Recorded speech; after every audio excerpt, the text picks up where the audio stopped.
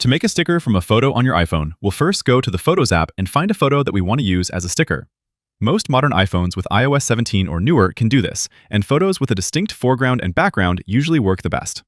To create a sticker, I'll tap and hold a subject, and an outline appears. That means we have successfully lifted the object from the photo.